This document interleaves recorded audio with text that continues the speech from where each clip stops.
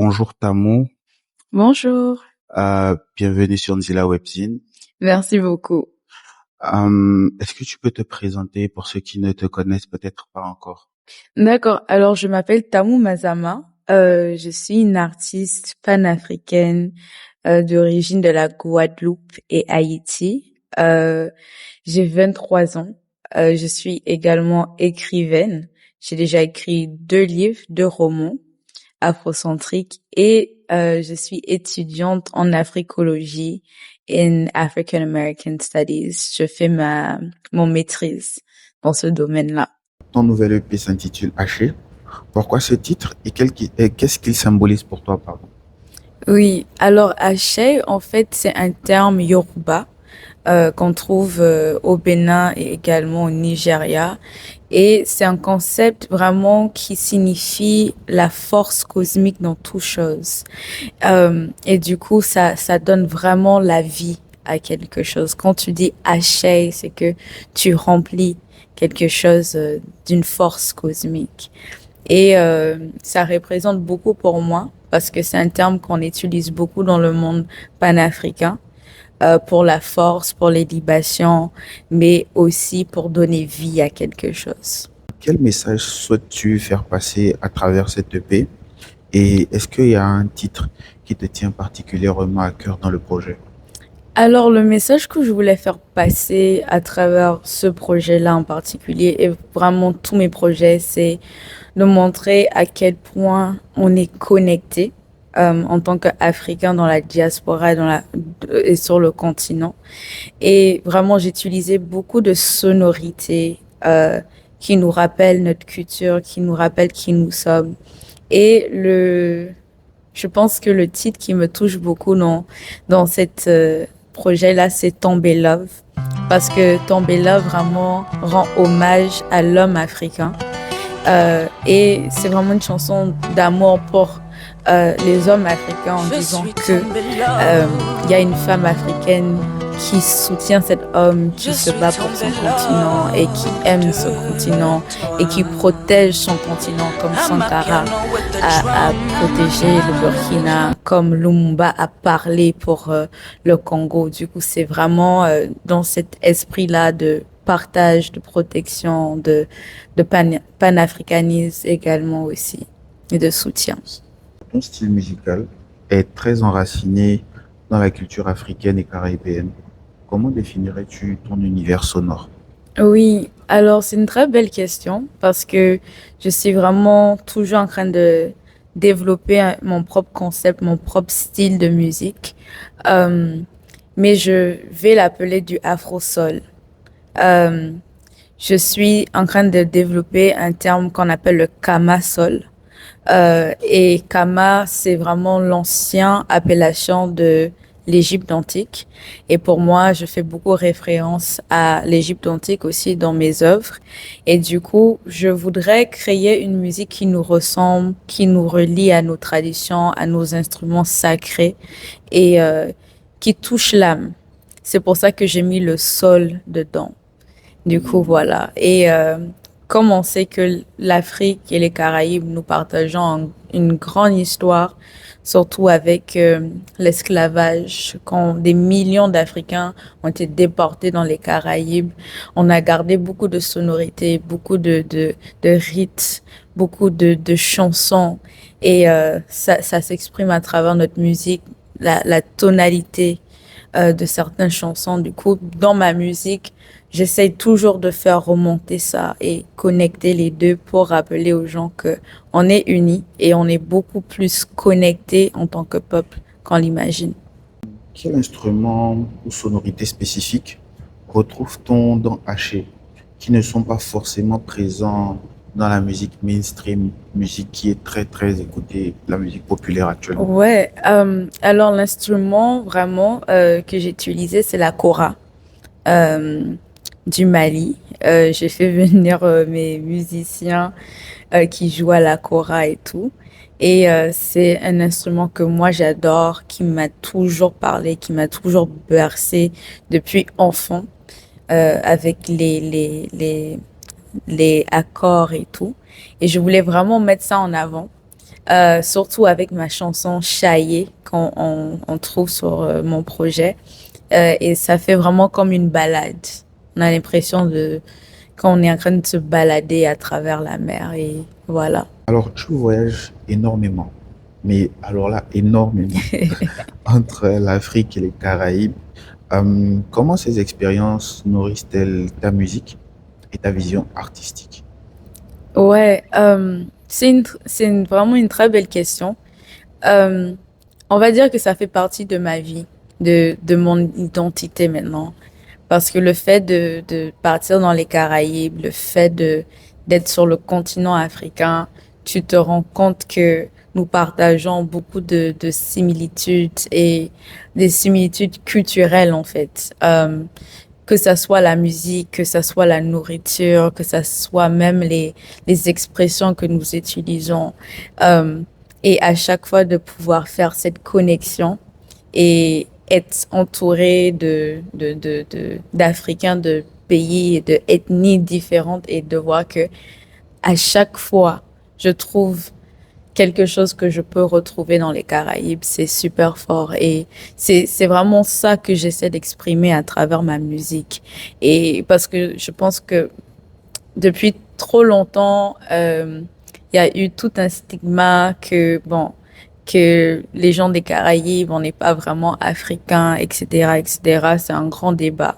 Et je suis sûre qu'il y a beaucoup de gens qui vont pas être d'accord. Mais quand tu étudies l'histoire, quand tu regardes les chansons, la manière de faire, le concept, c'est purement africain. Et ça, il y a énormément d'exemples que je pourrais donner et voilà, et débattre sur ce sujet, mais c'est beau à voir et c'est ce que j'essaie d'exprimer dans ma musique, dans mon art et dans mon univers en tout cas. Sur ton TikTok, on voit les drapeaux de Guadeloupe, d'Haïti, du Gabon. Qu'est-ce que cette pluralité d'identité représente pour toi? Et pourquoi, par exemple, aussi le drapeau du Gabon? Parce qu'on sait que tu es de Guadeloupe et d'Haïti. C'est quoi tes attaches avec le Gabon? Merci beaucoup pour cette question. Euh, alors, la Guadeloupe, parce que ça fait partie de mon identité. Je suis très fière d'être de ce pays-là, de ce beau pays, rempli de belle énergie et rempli de personnes rebelles, comme j'aime bien le dire, courageux euh, et qui se bat pour quelque chose. Et également l'aspect où on est très lié à ce qu'on appelle le Congo. Dans notre culture en Guadeloupe, on trouve vraiment pas mal de choses en relation avec ce qu'on appelle le Congo. Haïti, parce que bon, historiquement, mon père, il est haïtien, mais même l'histoire nous dit beaucoup de choses sur Haïti. La première république noire, les Africains se sont organisés là-bas pour dire non aux colons, en fait, et se sont battus pendant 10 ans sous le soleil, sous la pluie, femmes et hommes, pour faire sortir les colons parce qu'ils voulaient pas être en esclavage. Et ça, c'était avec beaucoup de peuples africains qui sont arrivés en Haïti et qui ont fait cette révolution qu'on appelle la révolution haïtienne. Euh, du coup, voilà. Et le Gabon, parce que énormément de mes ancêtres sont sortis de ce qu'on appelle Congo, mais avant qu'on disait Congo, ça, euh, ça mettait le Gabon, ce qu'on appelle le Congo démocratique aujourd'hui, Congo-Brazzaville, Congo-Kinshasa et Angola aussi. Du coup, énormément de nos ancêtres sortent de là-bas. Et c'était pour rendre hommage. Et je suis souvent au Gabon. Je suis très, très, très souvent au Gabon euh, à assister aux cérémonies Bwiti, à des veillées avec les Gabonais. Du coup, c'était vraiment une appellation ancestrale. Tu es assez reconnu pour ton afrocentrisme. Peux-tu nous expliquer ce que cela signifie concrètement dans ton art et dans ta manière de vivre? Oui, alors l'afrocentricité d'abord, c'est une théorie qui a été créée dans les années 80 par un Africain américain. Et en fait, l'afrocentricité, tout simplement, hein, c'est le retour aux sources. C'est de regarder le monde à travers les yeux d'un Africain. Parce que trop souvent, quand on parle de l'histoire africaine, quand on parle de la culture africaine, déjà on utilise des concepts eurocentriques. Même comment on regarde cette culture-là, c'est avec des yeux eurocentriques. Et du coup, en fait, l'afrocentricité nous demande à faire le retour à nous-mêmes, le retour aux sources et de regarder le monde à travers les yeux des Africains et des Africaines. Et dans ma musique, c'est ça, en fait. C'est comment moi, en tant qu'enfant de l'Afrique, en tant qu'enfant de la diaspora, comment moi je peux raconter mon propre histoire de mon propre point de vue avec ma propre vision du monde. Parce que chaque peuple a leur vision du monde. Et la vision eurocentrique peut pas être la seule vision du monde. Et ça peut pas être universel. On peut pas imposer ça aux autres peuples parce que chaque peuple a leur manière de voir les choses. Et c'est vraiment ce que moi je fais à travers ma musique, c'est je reprends ma voix euh, et j'exprime mon art, mais d'une manière afrocentrique, ancrée dans ma tradition, là où ça doit être et placer les choses là où ça doit être. Comment perçois-tu la place des femmes afro-descendantes dans l'industrie musicale aujourd'hui? Est-ce que tu trouves qu'il y en a assez, il n'y a pas assez? Est-ce qu'on a besoin de beaucoup plus? Pour moi, je suis vraiment dans l'optique qu'on a besoin de beaucoup plus. Euh, et je pense qu'on a aussi besoin d'artistes qui ont une autre vision de faire les choses aussi. Surtout dans le monde où on est aujourd'hui avec toutes les choses politiques qui se passent, je pense que maintenant ça serait une très bonne occasion d'avoir des artistes, d'avoir plus de femmes, parce que pour moi, la femme a beaucoup de pouvoir et la femme africaine peut apporter énormément de choses. Et il y a beaucoup de phrases qui disent que c'est la femme africaine qui porte la nation, qui nourrit la nation. Du coup, je pense qu'elle a vraiment sa place euh, maintenant, plus que jamais en tout cas. Alors, Tamou, tu as déjà foulé le sol de plusieurs pays africains, dont le Sénégal, le Ghana, le Burkina, le Gabon. Euh, Quel est le pays qui t'a le plus transformé intérieurement? S'il y a un, en tout cas, et si oui, pourquoi est-ce que tu considères que ce pays t'a transformé autant? En fait, on va dire que tous ces pays-là ont ajouté à qui je suis aujourd'hui.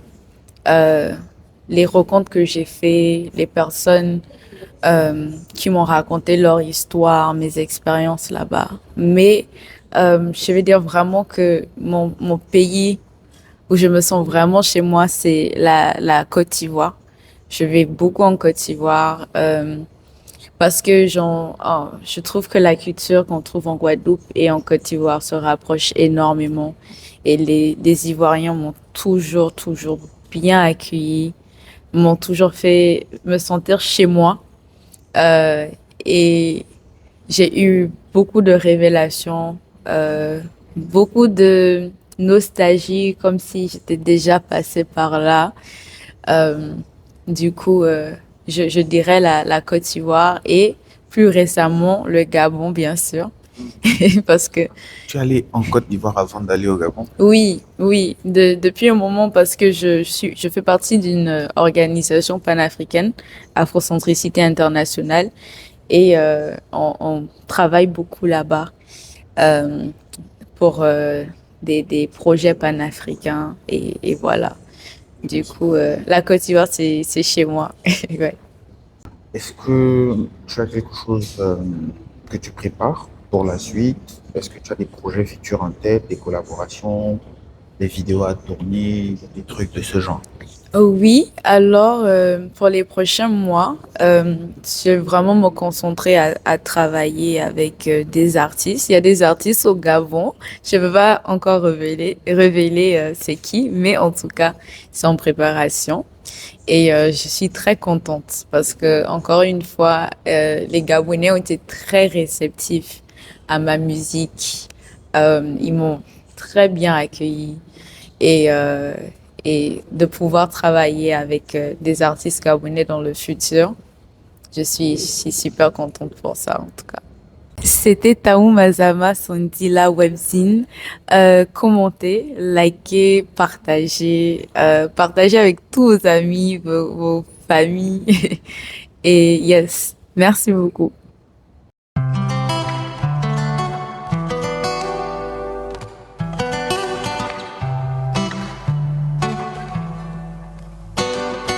Je suis tombée là. Je suis tombée love de toi. I'm a piano with the drum. I'm a piano